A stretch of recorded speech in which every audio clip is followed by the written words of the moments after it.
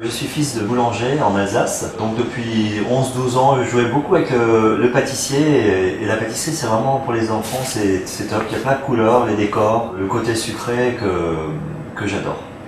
Mon expérience d'avoir été à l'hôtel de Crillon pendant 15 ans m'a beaucoup servi, surtout pour les produits de très bonne qualité et en même temps beaucoup de simplicité. Alors c'est étonnant dans un palace, mais il y a tellement de monde et c'est tellement tout en dernière minute que si on fait des choses beaucoup trop compliquées, on n'arrive pas, on est obligé de stocker, de congeler. Donc la première chose, il faut que ça soit très bon et la recette pas trop compliquée.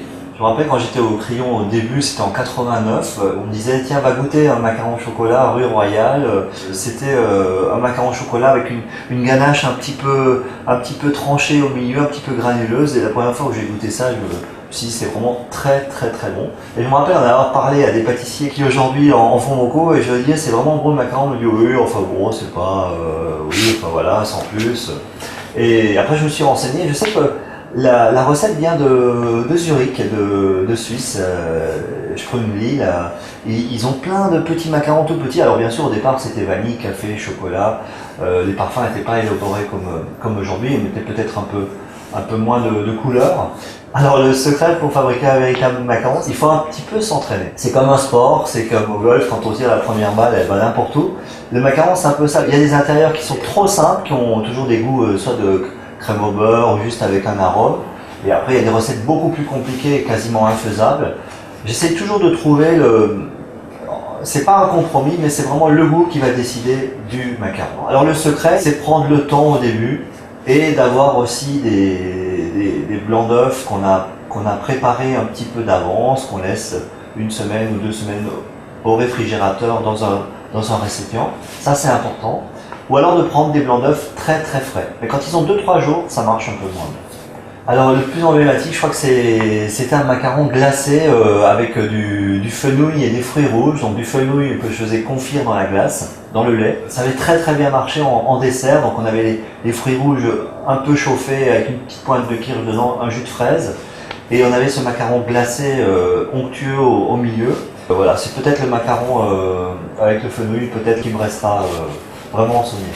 Alors tous les secrets du macaron, on va les dévoiler maintenant. Alors, pour réaliser des macarons, il nous faut des œufs, du sucre glace, sans amidon de préférence, de la poudre d'amande bien fine, du colorant si on a besoin, du papier sulfurisé, une poche, une douille, à peu près 8 mm de diamètre, une corne plastique, une maryse et des plaques de cuisson bien plates. Alors dans la cuve du batteur, on met 75 g de blanc d'œuf. On cuit 100 g de sucre semoule avec 30 à 50 g d'eau à 118-120 degrés.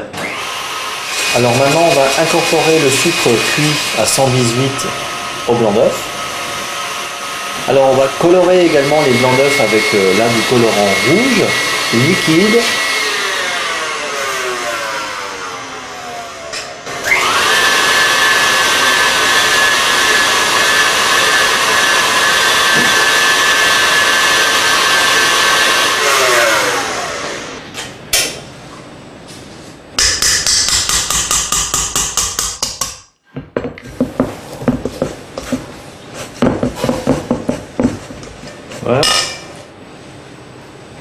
Voilà, donc on mélange la poudre d'amande et le sucre glace avec la deuxième partie du blanc d'œuf.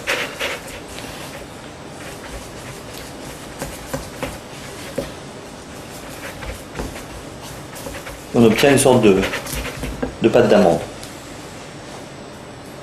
Ensuite, on va incorporer le blanc d'œuf petit à petit. Oups.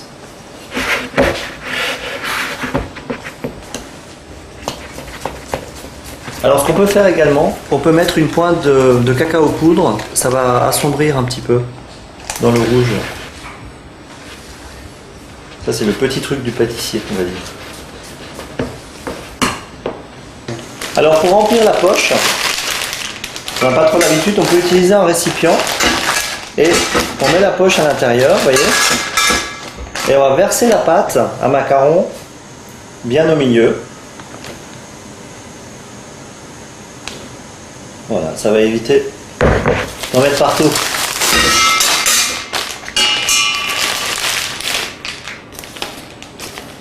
Voilà, on va pocher.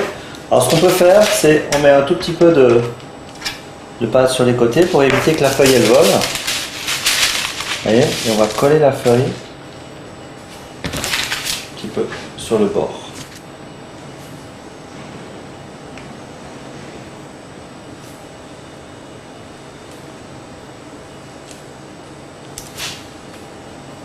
Alors on poche. Alors la main droite va appuyer, la main gauche va diriger la poche. Vous voyez, on appuie, on appuie, on appuie, on arrête et on continue le geste. On appuie, on arrête d'appuyer et on continue le geste. Vous voyez?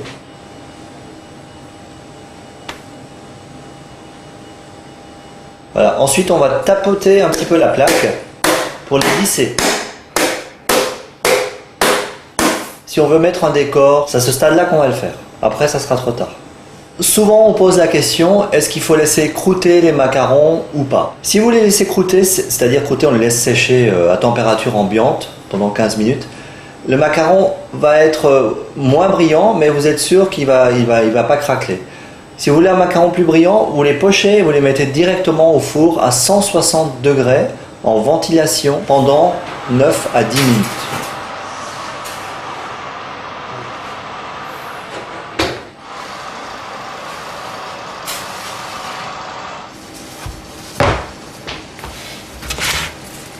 Pour savoir si un macaron il est cuit, on retourne un peu la feuille et on essaye sans forcer de décoller la feuille.